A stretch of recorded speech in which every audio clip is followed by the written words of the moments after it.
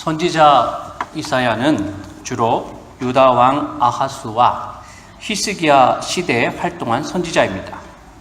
그가 선지자로 활동하던 시대인 주전 750년부터 700년경은 북이스라엘과 남유다 두 나라 모두 아시리아, 성경에는 아수르라고 나와 있는 이 아시리아라고 하는 절대 강국에 의해서 지배를 당하고 침략을 당하고 그로 인해서 심한 고통을 당하던 때입니다.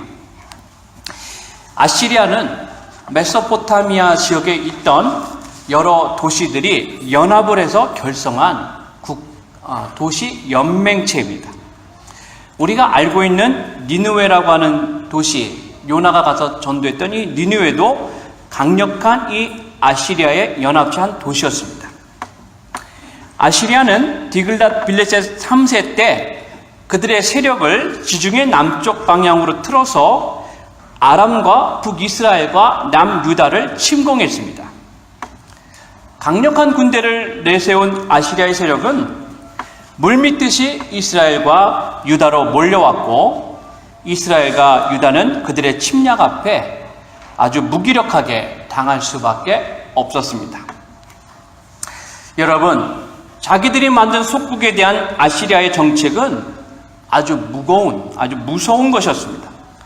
그들은 그들이 정복한 지역에서 감당할 수 없을 만큼의 엄청난 세금을 요구했고 세금을 거부하거나 반항할 경우에 그 지역에 사는 사람들을 먼 지역으로 옮겨버리고 다른 지역 사람들을 그 지역으로 옮겨왔습니다. 한마디로 말해서 민족 말살 정책을 편 것이죠. 민족을 섞어서 다시는 그 민족이 일어날 수 없도록 하는 아주 무서운 정책을 이 아시리아가 펼쳤다고 하는 것입니다.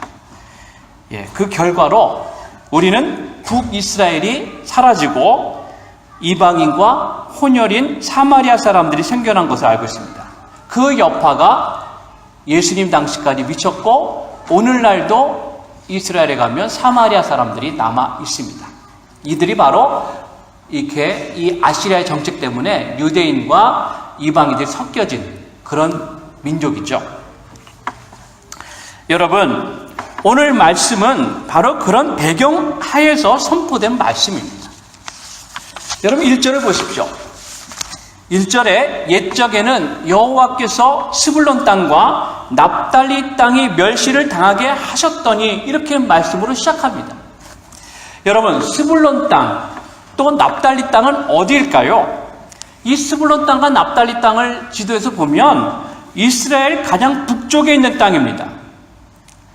하나님께서 스불론과 납달리 지파에게 기업을 나눠주실 때 그들에게는 이스라엘 가장 북쪽의 땅을 주셨습니다. 이 이스라엘 북쪽의 땅은 심히 기름진 땅입니다. 여러분, 이스라엘 땅은 남쪽으로 갈수록 사막이고요. 북쪽으로 갈수록 기름진 땅입니다. 그리고 오늘날 바로 이 레바논과 시리아의 접경 지역이죠. 하지만 이 지역은 땅은 기름진지 모르지만 언제나 북쪽에서 침공하는 강대국들이 남쪽으로 내려올 때마다 길목이 되었습니다. 이 강대국들, 메소포타미아 문명에서 시작된 수많은 강대국들이 있었는데 이 강대국들이 침공할 때마다 스불론 땅과 납달리 땅은 또한 옆에 있는 갈릴리 땅은 심한 고통을 당했습니다. 한마디로 말해서 이스라엘 지역에서 가장 고통스럽고 가장 절망스러운 지역이 바로 스불론 땅, 납달리 땅, 또 갈릴리라고 할 수가 있습니다. 여러분, 스불론과 납달리 그리고 갈릴리 지역은 이스라엘 지역에서는 가장 변방 지역이고 실제로 이스라엘 사람들은 별 관심이 없는 지역이었습니다. 그 땅이 강대국의 손에 넘어가더라도 이스라엘 중앙정부는 그들에 대한 어떤 관심이나 조치도 취하지 않았습니다. 그냥 북쪽에서 변방에서 일어나는 일이다라고 생각을 하고 관심을 두지 않았다고 하는 것이죠. 그렇게 이 스불론 땅, 납달리 땅, 그리고 갈릴리 땅은 내 나라에게도 버림받고 이방인들에게는 짓밟히는 그런 곳이라고 할 수가 있습니다. 아무도 관심을 가져주지 않는 무관심의 땅, 절망의 땅, 고통의 땅이 바로 그 땅이었죠. 성도 여러분, 그런데 오늘 우리가 읽은 말씀을 보십시오. 오늘 말씀에서 보면 그 땅에서 어떤 일이 일어납니까? 흑암에 행하던 백성이 큰 빛을 보고 사망의 그늘진 땅에 거주하던 자에게 빛이 비치도다. 여러분, 전쟁의 공포와 두려움 그리고 무관심으로 벌어져 있던 참으로 초라하고 보잘것없던 그 땅에 하나님의 빛이 비친다고 하는 것입니다. 사망의 그늘진 땅에 생명의 빛이 비치게 될 것이라고 오늘 선지자 이사야는 선포하고 있습니다. 여러분, 그뿐만이 아닙니다. 그렇게 벌어졌던 그 땅에 선지자 이사야는 계속해서 하나님께서 그 땅에 어떤 일을 행하실 것인가에 대해서 분명하게 선포하고 있습니다. 주께서 이 나라를 창성하게 하시며 그 즐거움을 더하게 하셨으므로 추수하는 즐거움과 탈취물을 나눌 때의 즐거움 같이 그들이 주 앞에서 즐거워하오니 이는 그들이 무겁게 맨 멍에와 그들의 어깨 채찍과 그 압제자의 막대기를 주께서 꺾으시되 미디안의 날과 같이 하셨음이니이다.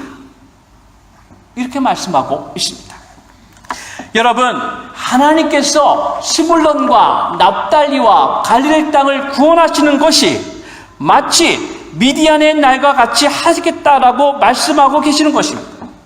이 미디안의 날과 같이 하시겠다라고 하는 이 말씀은 과연 어떤 말씀일까요? 어떤 말씀이기에 하나님은 미디안의 날같이 그들을 구원하겠다라고 말씀하고 있습니까? 이 미디안의 날이라고 하는 것은 사사기 6장 이하에서 나오는 그러한 역사적인 이야기입니다. 사사기 6장에 보면 이스라엘 백성들은 미디안의 지배를 당할 때가 있었습니다. 그때 미디안은 이스라엘을 지배하고 있었는데 그들이 이스라엘을 지배하면서 이스라엘의 모든 소산을 다 빼앗아갔습니다. 마치 메뚜기 떼가 지나가면 그곳에 남는 것이 하나도 없는 것처럼 미디안 사람들은 이스라엘 사람들이 어떻게 먹고 사는지 이런 문제에 관심 갖지 않았습니다. 그들은 올 때마다 그 지역에 있는 모든 소산물을 다 빼앗아갔다고 하는 것이죠. 그래서 그 당시에 이스라엘 사람들은 자기들의 소산을 숨기기 위해서 밀 타작마당에서 타작하는 것이 아니라 포도주 틀에서 몰래 타작을 했고요. 그리고 산에다가 웅덩이와 굴을 만들어서 그곳에 그들의 소산물을 숨겨놨습니다. 그렇지 않으면 그들은 굶어 죽기 때문이죠. 너무나 미디안의 침략과 지배가 고통스럽기 때문에 당시에 이스라엘 백성들은 하나님께 자기들을 구원해달라고 간절하게 기도했습니다. 사사기 6장 6절에 보니까 이렇게 기도했습니다. 이스라엘이 미디안으로 말미암아 궁핍함이 심한지라 이에 이스라엘 자손이 여호와께 부르짖었더라. 너무나 고통스럽기 때문에 그들은 하나님을 찾고 하나님께 부르짖었던 것입니다. 하나님께서는 그때 이스라엘의 부르짖음을 들으시고 한 사람을 그들의 구원자로 보내셨습니다. 그가 바로 기드온입니다. 기드온은 하나님의 부르심을 받고는 그 당시 이스라엘을 침공한 미디안의 10만 명의 대군을 단지 300명의 병력으로 맞아서 대승을 거두었습니다.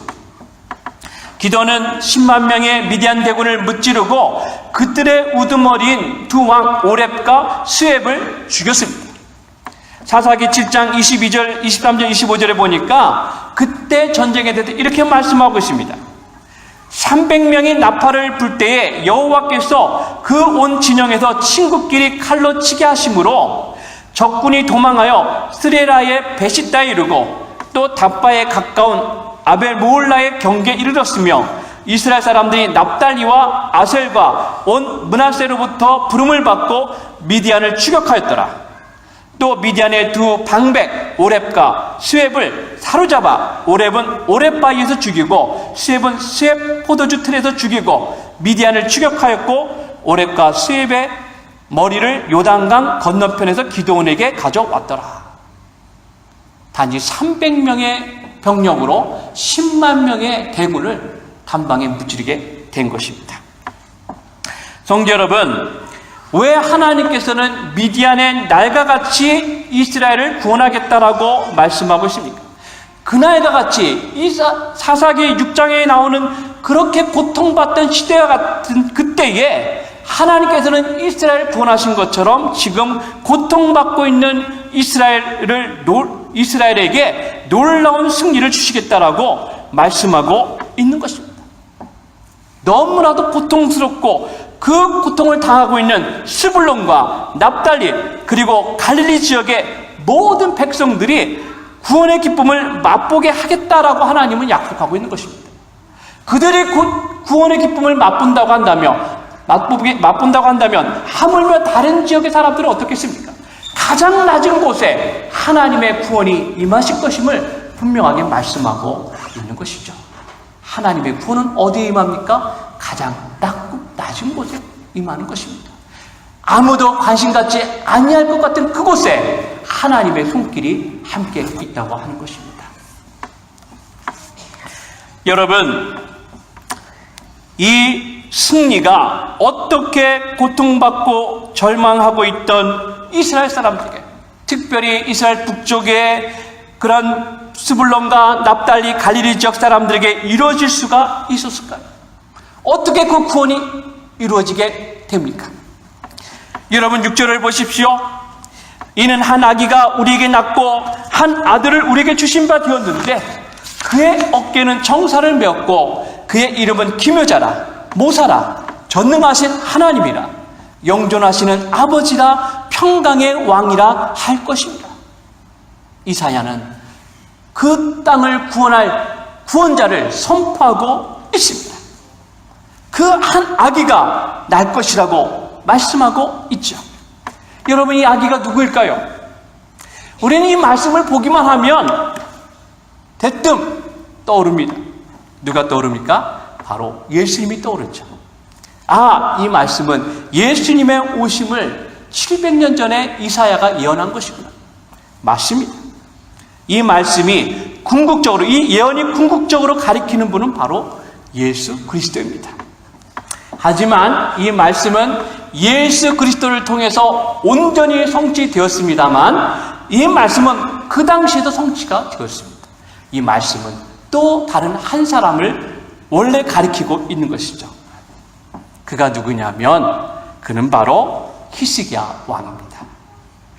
히스기야 왕은 아시리아가 유다를 침공하고 유다를 멸망시키려고 할 때에 강력하게 아시리아에게 대항하고 아시리아의 침공을 막아낸 유대 왕입니다. 히스기야의 아버지는 아하스 왕입니다. 아하스가 왕이었을 때 선지자 이사야는 아하스를 찾아가서 하나님께서 유다 왕국을 아시리아로부터 보호해 주실 것이라고 약속을 했습니다. 그리고 그 약속의 징조로서 한 아기가 태어나게 될 것이다 라고 분명하게 예언했습니다. 이사야서 7장 14절에서 이렇게 말씀합니다. 그러므로 주께서 친히 징조를 너에게 주실 것이라. 보라, 처녀가 잉태하여 아들을 낳을 것이요 그의 이름을 임마누엘이라 하리라. 여러분, 과연 히스기야는 어떤 왕이었을까요? 그는 유대보다 수십 배나 더 강한 아시리아를 두려워하지 않았습니다. 처음에 그는 너무나도 아시리아가 강하기 때문에 아시리아가 침공했을 때 아시리아에게 조공을 바쳤습니다. 그가 조공을 바칠 때 얼마나 많은 조공을 요구했는지 성전 안에 있는 금까지 다 뜯어서 바쳤다고 합니다. 너무나도 무거운 조공에 그들은 더 이상 참지 못했던 것이죠. 그래서 히스기야는 믿음을 갖고 이제는 아시리아를 대항하기로 마음 먹은 것입니다. 그가 아시리아의 사네립이 군대를 보내 예루살렘을 포위하게 되었을 때 히스기야는 절대로 물러서지 않았습니다. 아시리아의 사네립이 편지를 보내서 이제 히스기야를 위협했습니다. 그때 히스기야는 즉각 성전으로 가서 그 편지를 펴놓고 하나님께 간구했습니다. 열왕기하 18장 16절에 보니까 그는 하나님께 그 나라와 민족을 위해 이렇게 기도했습니다. 여호와여, 귀를 기울여 들으소서. 여호와여, 눈을 떠서 보시옵소서. 사네립이 살아계신 하나님을 비방하러 보낸 말을 들으시옵소서.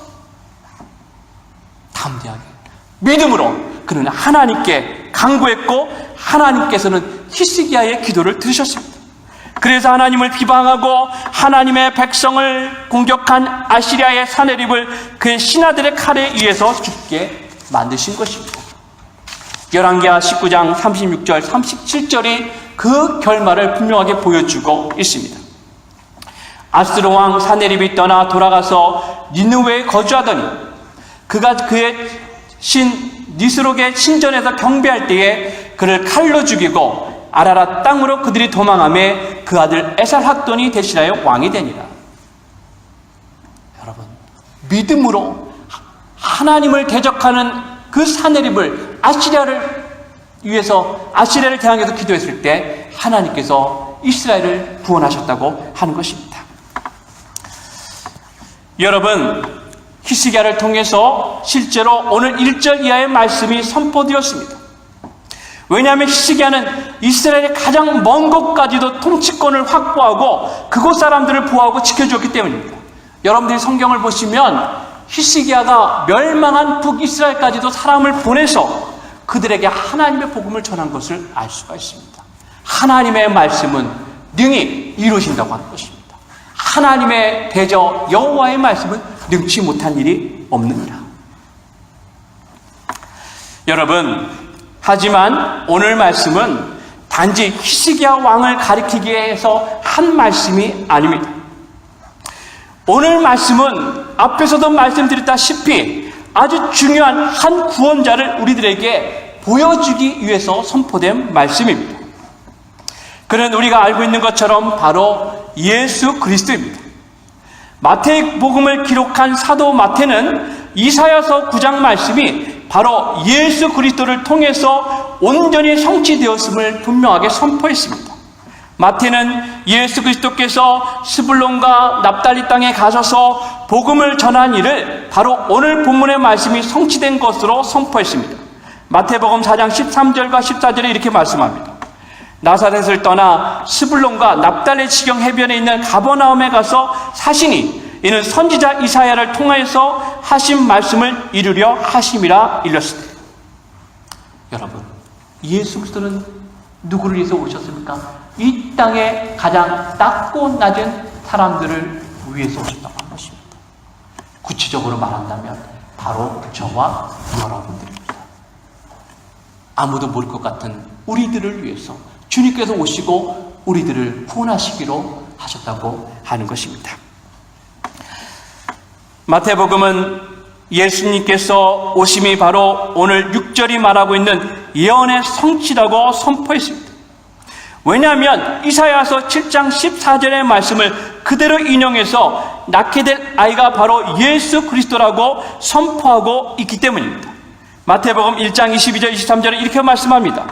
이 모든 일이 된 것은 주께서 선지자로 하신 말씀을 이루려 하심이니 이르시되 보라 처녀가 잉태하여 아들을 낳을 것이요 그의 이름은 임마누엘이라 하리라 하셨으니 이를 번역한즉 하나님이 우리와 함께 계시다 함이라. 여러분, 히스기야 왕은 흑암 가운데 거하고 사망의 그늘진 곳에 거주하던 사람들을 구원하기 위해서 하나님이 보낸 사람입니다. 그는 와서 정말로 그 땅에 사람들을 보내서 스불론과 납달리와 바로 갈릴리 지경에 있는 사람들에게 복음을 전했습니다. 하나님의 구원의 약속이 온전히 성취가 된 것이죠. 여러분, 이제 히스기야 왕에 대한 예언은 예수 그리스도를 통해서 궁극적으로 성취가 되었습니다. 히스기야 왕이 고통받고 흑암과 사망의 그늘 가운데 있던 사람들에게 온 것처럼 여러분, 예수 그리스도는 누구를 위해서 오셨습니까? 죄와 사망과 절망의 고통에서 고난받는 모든 사람들을 위해서 오셨다고 하는 것입니다. 여러분, 예수 그리스도는 우리의 모든 고통의 원인인 죄를 십자가에 못 박으시고 우리의 죄를 없이 하셨습니다. 여러분, 예수 그리스도께서 이 땅에 오셔서 그의 십자가를 통해서 우리의 죄를 없이 하셨을 때에 우리의 영은 온전히 회복되어지고 다시금 하나님을 만나며 하나님의 은혜를 누리는 사람이 되었다고 하는 것입니다. 이것이 우리 가운데 일어난 일입니다. 이것이 하나님께서 우리들에게 주신 축복입니다. 사도 바울은 디모데후서 1장 10절에서 예수 그리스도께서 우리 가운데 어떤 일을 행하셨는가를 분명하게 선포했습니다. 이제는 우리 구주 그리스도 예수의 나타나심으로 말미암아 나타났습니다. 그는 사망을 패하시고 복음으로서 생명과 썩지 아니할 것을 드러내신지라. 사랑하는 성도 여러분, 예수 그리스도께서 이 땅에 오신 이유는 무엇입니까? 예수 그리스도께서는 우리를 구원하기 위해서 이 땅에 오셨습니다. 여러분, 예수 그리스도께서 가시는 곳마다 구원의 역사가 일어났습니다. 여러분, 심지어 어떤 일이 일어났습니까? 예수 그리스도의 옷자락만 만져도 불치병이 낫는 사람도 있었습니다. 그가 가는 곳마다 구원이 일어났고, 그가 가는 곳마다 치유가 일어났고, 그가 가는 곳마다 회복이 일어났습니다. 여러분, 예수 그리스도께서는 우리를 구원하시고 우리를 회복시키기 위해서 이 땅에 오셨다고 하는 것입니다. 그가 오셨을 때 수많은 사람들이 예수 그리스도를 따르고 그들의 병과 영혼의 문제를 해결받았습니다. 여러분, 예수 그리스도는 바로 우리를 위해서 이 땅에 오신 분이라고 하는 것입니다. 예수 그리스도께서 오심을 의심하던 한 사람이 있었는데, 그는 바로 세례 요한입니다. 그가 예수 그리스도에게 사람을 보내서 당신이 정말 우리가 기다리는 그분입니까? 라고 묻게 했습니다. 그때 예수님께서는 세례 요한에게 이렇게 대답을 하셨습니다. 누가복음 7장 22절의 말씀입니다. 예수께서 대답하여 이르시되 너희가 가서 보고 들은 것을 요한에게 알리되 맹인이 보며 못 걷는 사람이 걸으며 나병 환자가 깨끗함을 받으며 귀먹은 사람이 들으며 죽은 자가 살아나며 가난한 자에게 복음이 전파된다 하라. 누구든지 나로 말미암아 실족하지 않는 자가 복이 있느니라. 사랑하는 성도 여러분, 세상은 구원이 필요합니다. 세상만이 아니라 바로 여러분에게 구원이 필요합니다. 우리 가운데 구원이 없다면 우리는 이 세상에서 가장 불쌍한 사람이 될 것입니다. 주님께서는 우리를 구원하러 이 땅에 오셨습니다. 여러분, 세상은 진정으로 예수 그리스도가 필요합니다. 왜냐하면 예수 그리스도께서 가시는 곳마다 회복이 일어나고 죽은 자가 살아나고 하나님의 역사하심이 일어났기 때문입니다.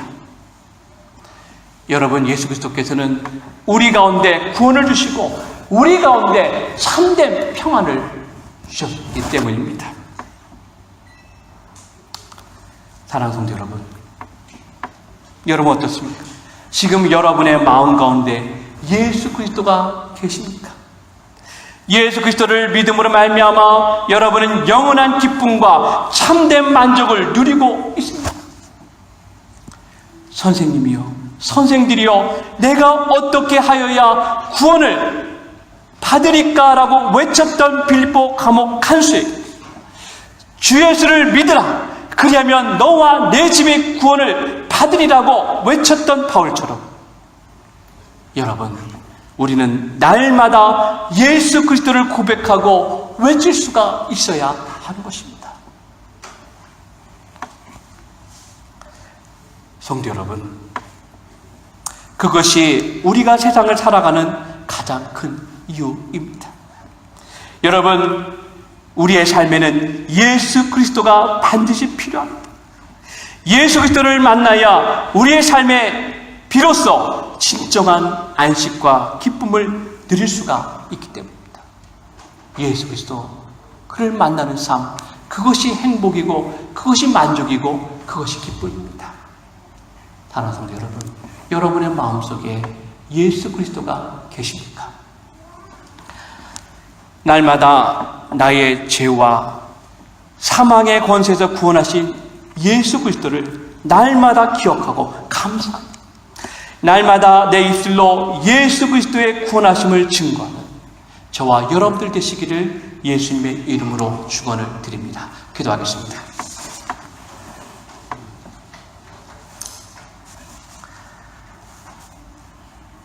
선생님들이여, 내가 어떻게 하여야 구원을 얻으리까?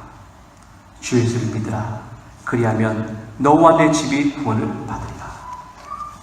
하나님 아버지, 정말 스불론과 납달리와 갈릴리와 같이 하나님 아버지 정말 소망도 없고 하나님 아버지 사망의 음침한 그늘 같은 이 세상에서 우리가 살아가고 있습니다. 하나님, 하루하루가 우리에게 고통이고 하루하루가 우리에게 절망이고 하나님 아버지 하루하루가 우리에게 낙심이 됩니다. 아버지 하나님, 정말 이 세상을 살아가면서 우리에게 소망이 무엇입니까? 우리에게 소망이 바로 예수 그리스도이심을 고백합니다. 하나님, 참으로 우리 가운데 예수 그리스도가 계시기 때문에 하나님 아버지 우리가 만족과 안식과 기쁨을 누릴 수 있음을 주님 앞에 고백합니다. 주님, 이 시간 우리 가운데 함께 해주셔서 참으로 우리가 예수 그리스도로 말미암아 하나님 힘을 얻게 하시고 위로받게 하시고 늘 주님과 동행하는 믿음의 삶이 될 수 있도록 아버지 하나님 함께하여 주시옵소서. 거룩하신 우리 주 예수 그리스도 이름으로 기도드리옵나이다. 아멘.